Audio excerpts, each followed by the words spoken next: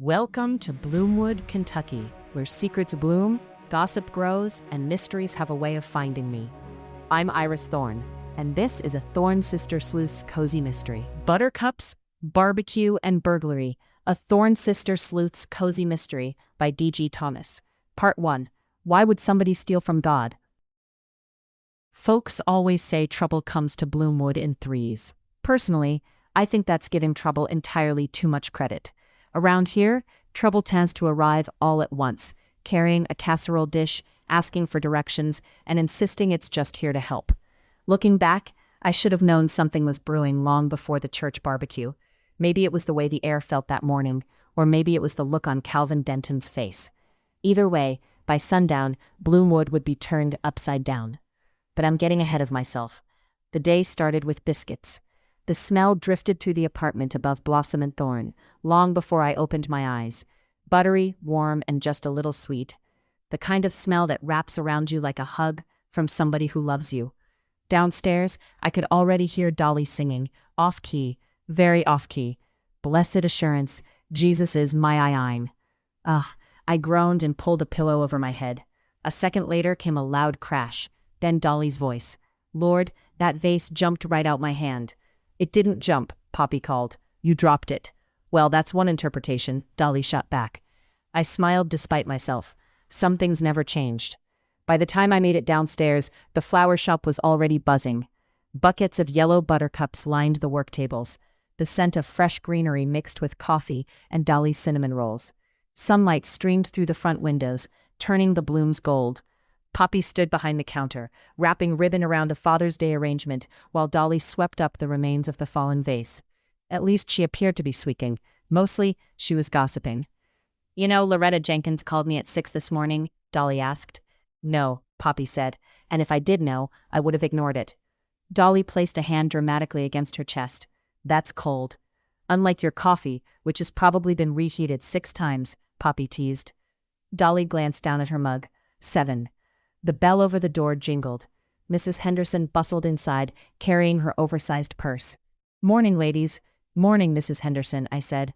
She leaned across the counter. You hear about the donor? Poppy groaned, and just like that, the gossip train left the station. What donor? I asked. Mrs. Henderson lowered her voice. Anonymous donor who gives money to the church every year. Dolly immediately stopped sweeping. Go on. Mrs. Henderson looked behind herself as if she were talking about government top secrets. Word is they pulled out. Poppy shook her head. Word according to who? Mrs. Henderson thought about it. Well, Sandra told Judy, who heard it from Wanda. Dolly nodded seriously. Those are reliable sources. Poppy rolled her eyes so hard I was afraid she'd strained something. The morning rush continued. Customers came and went. Church ladies picking up centerpieces. People buying last-minute Father's Day flowers. Children tugging parents toward the candy bowl near the register. The familiar rhythm soothed me. Bloomwood felt like home in moments like these. Messy, loud, nosy, wonderful. Around 10 o'clock, the front door burst open. Violet came twirling inside. Her glitter-covered pink cowgirl boots flashed in the sunlight. Behind her walked Scott, carrying 3 garment bags and looking thoroughly exhausted. Daddy says I look beautiful, Violet announced. Scott smiled. I said you looked ready. Violet planted her hands on her hips. Which means beautiful. I've been informed that's what it means. Poppy laughed. Come here, baby. Violet ran straight into her mother's arms. I'm gonna sing at the barbecue, she announced. I heard you were starring at this year's barbecue, Poppy bragged as she smiled and hugged Violet. I only practiced 6 times, Violet announced proudly. Only 6? Poppy curiously asked. Okay, maybe 10, Violet corrected. Scott set the bags down. Try 23, Violet gasped. Daddy, you kept count? Philip appeared from the back workroom carrying a crate of mason jar centerpieces. I kept count too. Violet narrowed her eyes. Traitor. The shop erupted in laughter. For a little while, everything felt perfect. Family, flowers, sunshine, the promise of a good day. Then the bell jingled again. This time Calvin Denton walked in. The church trustee looked distracted. His tie was crooked. His smile seemed forced, and he checked his watch 3 times during a conversation that lasted less than 2 minutes. I handed him the paperwork for the church centerpieces. You okay, Calvin? He blinked. What? You seem nervous, I said. He laughed. a little too loudly. Just busy. Poppy glanced at me. I noticed it too. Calvin grabbed the paperwork and hurried out. The door closed behind him. Dolly frowned. What? I asked. I don't know, Dolly said curiously. You just hummed, I said. Exactly, Poppy agreed. That wasn't encouraging. By noon, we loaded the delivery van. Buttercup arrangements filled every available space. The flowers glowed bright yellow against the white containers, like tiny pieces of sunshine. The church grounds were already packed when we arrived. The smell of barbecue drifted through the warm summer air. Children darted between picnic tables. Laughter floated from every direction. Someone had already started a game of cornhole. Country music played from portable speakers, and near the fellowship hall stood a large donation table. The lockbox sat front and center. Volunteers collected contributions for the church roof repair fund. Folks were generous. Very generous. Every few minutes another envelope disappeared into the slot. Pastor Earl looked relieved. Calvin looked tense. And Cheryl Langford, the church treasurer, kept counting receipts. Everything appeared normal. Mostly. As I arranged buttercups on the tables, 2 church ladies passed nearby. I wasn't trying to eavesdrop. That's my story, and I'm sticking to it. Don't know what they're gonna do now, one whispered. The donor really pulled out? That's what I heard. My attention sharpened. Interesting. Very interesting. A little later, Loretta Jenkins cornered me near the dessert table. She glanced around before speaking. Something ain't right. I smiled. That's not exactly breaking news, Loretta. She ignored me. Pastor Earl's worried. About the fundraiser, I asked?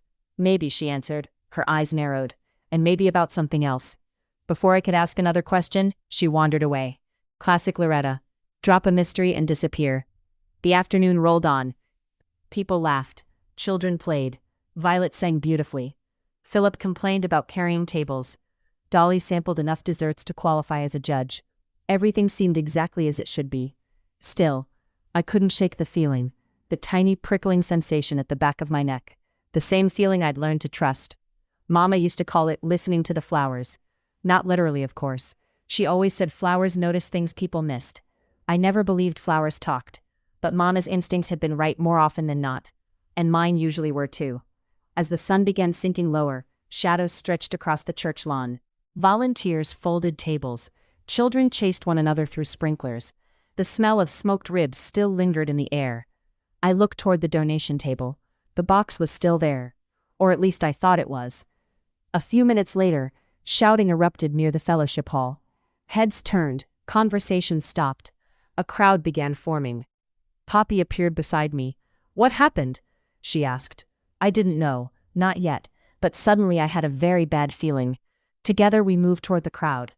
Pastor Earl stood near the donation table. His face had gone pale. Calvin was arguing with Cheryl. Several deacons looked equally stunned.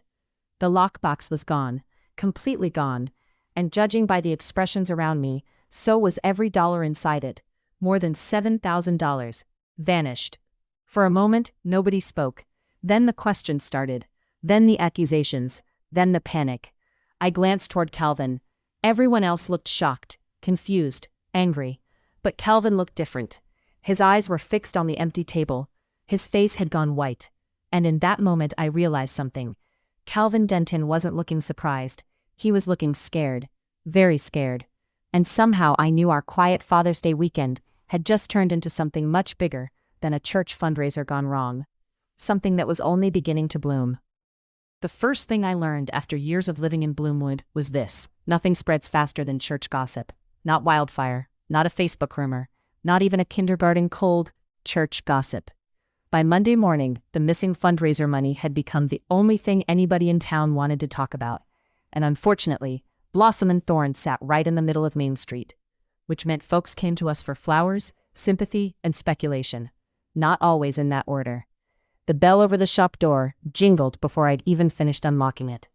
Mrs. Henderson marched inside carrying a blueberry muffin and enough curiosity to power the entire state of Kentucky. "Morning, Iris." "Morning." She immediately leaned across the counter. "So who do you think stole it?" "Dolly." I sighed. "Dolly." Dolly popped up from behind a display of daisies. "What?" "Your customer," I said and pointed at Mrs. Henderson. Mrs. Henderson pointed. "See, this is why I asked Iris first. Dolly'll accuse half the town." Dolly folded her arms. "Only half?" Mrs. Henderson laughed. Poppy groaned from behind a bucket of hydrangeas. Lord help me. I already asked him, Dolly replied. He said y'all were on your own. The morning crowd arrived in waves. Church members, business owners, retirees. Everybody had theories, everybody had opinions, and nobody had facts. By 10 o'clock we'd heard enough rumors to fill a Sunday sermon. Apparently, Calvin Denton had stolen the money, or Cheryl Langford, or Ricky Earle. One customer insisted a traveling magician had taken it. Dolly actually considered that one. Honey, have you seen magicians? She asked while trimming roses. They already seemed suspicious. I couldn't argue with her logic. A little before lunch, the bell jingled again. This time Scott stepped inside carrying Violet on his shoulders. She was wearing her glitter-covered pink cowgirl boots. Again. At this point, I suspected they were permanently attached. Philip glanced up from the delivery counter. Those boots made another appearance, huh? Violet pointed dramatically. They're famous. Scott smiled. According to her. According to everybody, Violet declared. Poppy laughed and opened her arms. Violet launched herself across the room. Mommy. The shop instantly felt brighter. That was Violet's gift. She could walk into a room carrying enough sunshine to outshine every flower in the building. Everybody clapped for my song, she announced. You were wonderful, Poppy said. I know, Violet said with a huge grin. Scott chuckled. Modesty skipped this generation. Violet gasped. Daddy. Philip grinned. She's got you figured out, Scott. Scott pointed toward the candy dish. 1 piece. Violet's eyes widened. 2? No, Scott said firmly. 1.5? Violet asked sweetly. The negotiation continued. Eventually Scott escaped with most of his dignity intact. Violet left with 2 pieces of candy anyway. Nobody was surprised. The afternoon settled into a slower rhythm. Sunlight streamed through the front windows. The scent of buttercups and eucalyptus filled the shop. Dolly hummed softly while arranging a sympathy bouquet. For a few minutes, everything felt normal. Then the bell jingled, and Pastor Earle stepped inside. The room immediately grew quieter. Not because anybody told it to, because grief has a way of announcing itself before a person says a word. Pastor Earle looked exhausted. His suit jacket hung loosely from his shoulders. Dark circles shadowed his eyes, the kind of tired that comes from carrying more than one burden at a time. Pastor Earle, I said gently. Afternoon, Iris. Dolly appeared from nowhere. Honestly, I suspected she could sense a need for coffee from 3 counties away. Without asking, she placed a steaming mug in front of him. Pastor Earle smiled gratefully. You are a blessing. I know, Dolly shrugged her shoulders. The pastor laughed despite himself. He settled into one of the consultation chairs while Poppy and I joined him. For a moment he simply stared out the window toward Main Street. Then he sighed. What a mess. The church? I asked. The church, he repeated. The fundraiser? I added. The fundraiser, he repeated. The gossip? I winced a little. His smile appeared briefly. Especially the gossip, he agreed. We all nodded. That part was unavoidable. Pastor Earle wrapped both hands around the coffee mug. You know, Pastor Harris picked a fine time to be out of town. I raised an eyebrow. He's still in Nashville? I asked. Pastor Earle nodded. Church leadership conference. Dolly snorted. Ain't that always the way? Trouble waits until the boss leaves town. The pastor laughed softly. Feels about right. He shook his head. I've been filling in for almost 2 weeks. You got handed Father's Day weekend, I said. And the roof fund campaign, Dolly added. And vacation Bible school planning, Poppy added. And now this, Pastor Earle added as he stared into his coffee mug. Feels like somebody handed me a basket full of hornets, he said as he slumped down into the chair. Dolly patted his shoulder. You're doing fine, baby. The pastor smiled, but the worry never left his eyes. The police are investigating. Good, I said. But people are already choosing sides, he replied. That didn't surprise me. Bloomwood loved many things. Church, family, football, and taking sides. What does Calvin say? Poppy asked. Pastor Earle rubbed his forehead. He insists he locked the donation box in his truck. Do you believe him? I asked. The hesitation that followed seemed to stretch forever. Not because Pastor Earle thought Calvin was guilty, but because he genuinely didn't know. And that uncertainty frightened him. Finally, he set down his coffee mug. Officially, I think everybody needs to let the police handle it. I exchanged a glance with Poppy. Officially, I repeated. Officially, the pastor said as he lowered his voice. But privately, his eyes met mine. I need help. The words landed heavily. Even Dolly stopped clipping stems. This church has been part of Bloomwood for generations, Pastor Earle said quietly. My grandparents worshipped there.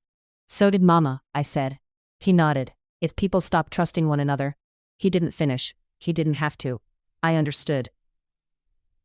This wasn't about $7,000 anymore. It was about trust, community, faith, the things that held a small town together. Will you help me? He asked. I looked toward the front windows, toward Main Street, toward the church steeple visible in the distance. I still wasn't sure. Missing money wasn't murder. Nobody had died. Then, the bell jingled again. Violet burst through the door. Apparently she'd forgotten her church music folder. She grabbed it from the counter, then stopped. Did they find the money? Nobody answered immediately. No, sweetheart, I finally said. Her face fell. Why would somebody steal from God? The innocence in her voice squeezed my heart. Dolly closed her eyes briefly. Poppy swallowed hard. Finally, Violet shrugged. That's mean. Then she hugged me, picked up her folder, and skipped back outside. Simple as that. To a 5-year-old, the entire mystery came down to one thing. Somebody had done something mean. After she left, nobody spoke for several moments.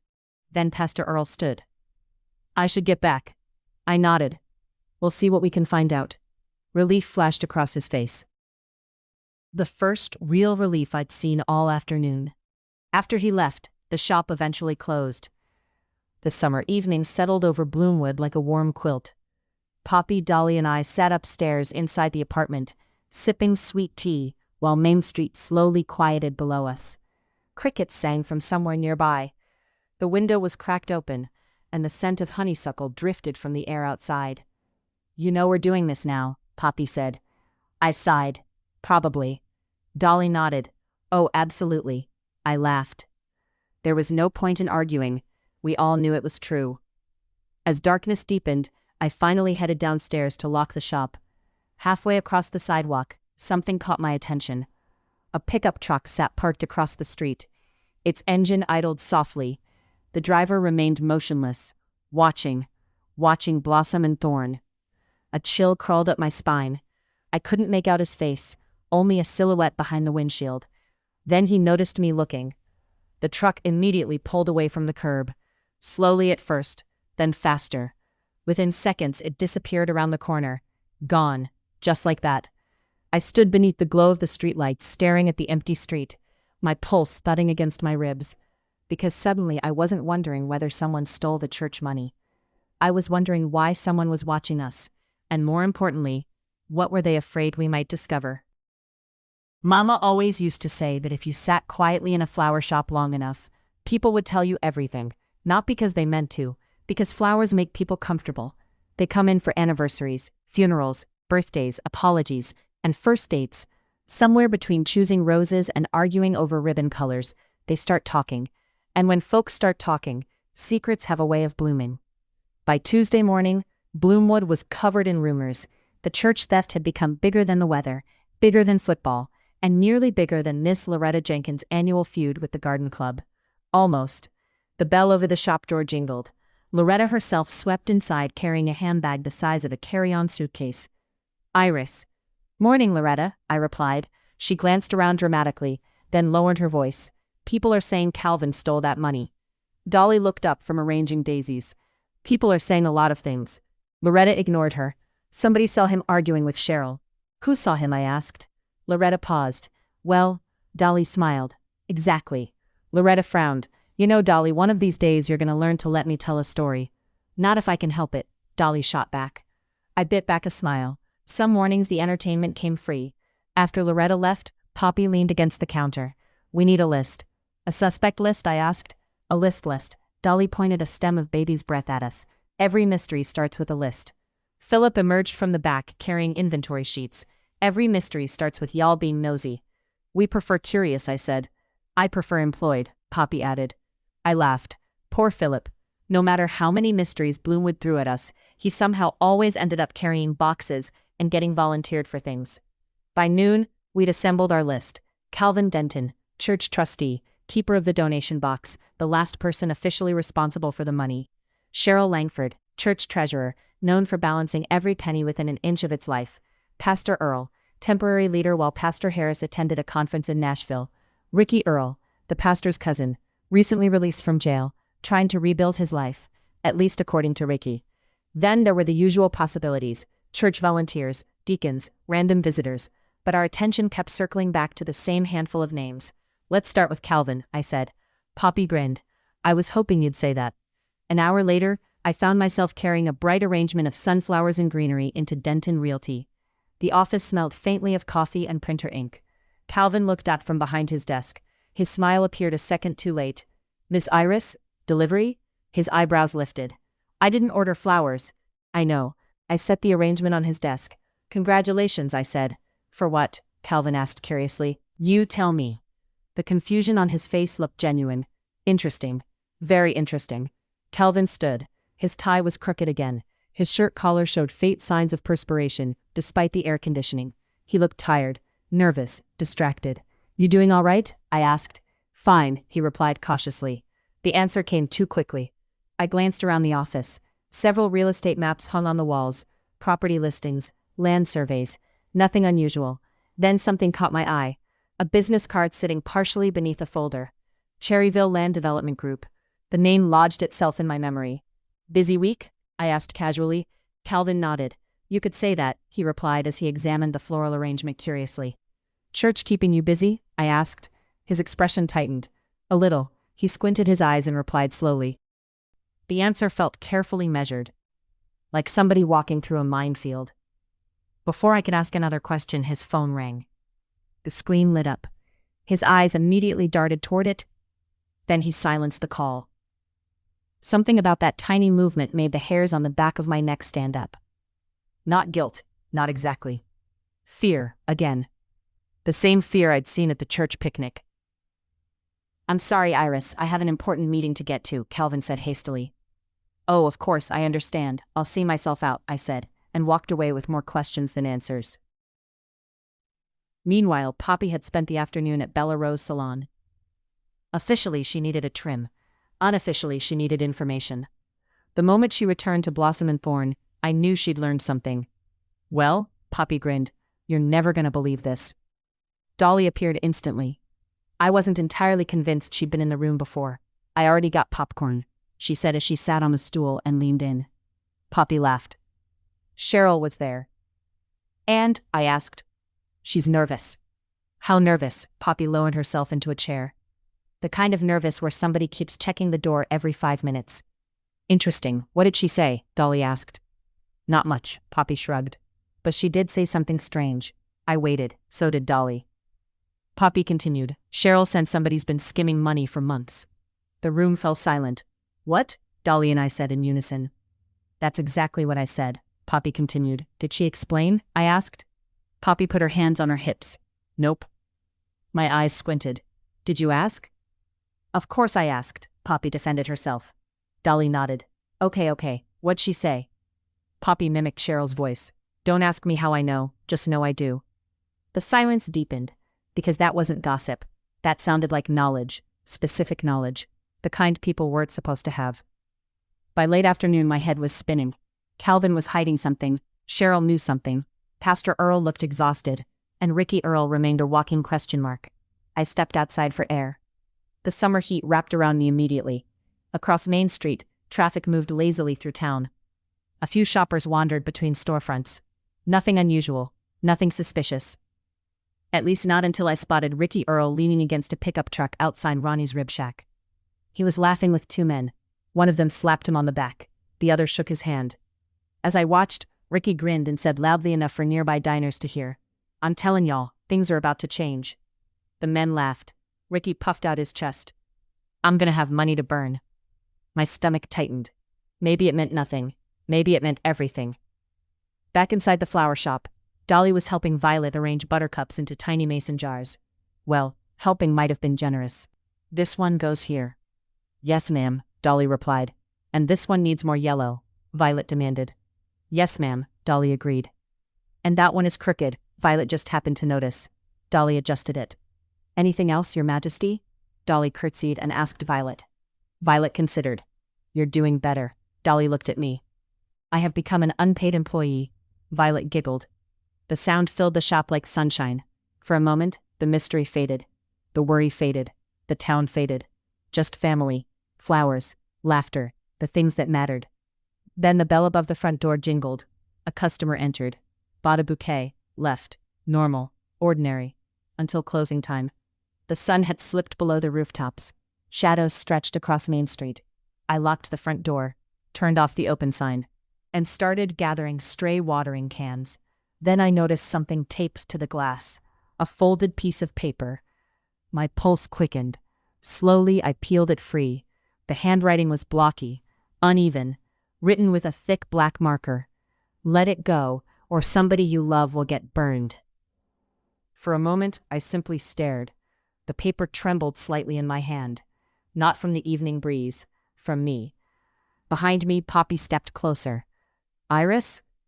I handed her the note. Her expression darkened immediately. Dolly appeared beside us. Then Philip. The laughter from earlier vanished. The warmth vanished. The cozy little flower shop suddenly felt very small, very vulnerable, very exposed. Dolly crossed herself. Well? Nobody spoke. What now? Philip asked quietly. I looked down at the threatening note. Then through the front window, toward the darkened street beyond. Someone knew we were asking questions. Someone was paying attention, and someone wanted us to stop. Unfortunately for them, they just guaranteed we wouldn't. I've got more to tell you, to be continued in part 2. Let it go, or somebody you love will get burned. If you enjoyed this Bloomwood mystery, be sure to subscribe for the next Thorne Sisters story, because around here, trouble has a funny way of blooming when you least expect it. Next time on Buttercups, Barbecue, and Burglary. I thought the theft of the church money was the mystery we needed to solve. I was wrong. Because before the next day was over, we'd discovered that someone in Bloomwood was willing to threaten, lie, and possibly destroy lives to keep the truth hidden. Continue the mystery in part 2. Let it go, or somebody you love will get burned. Read the Thorne Sisters Sleuths Cozy Mystery Series. Available wherever paperbacks are sold and on Audible, Kindle, and free on Kindle Unlimited.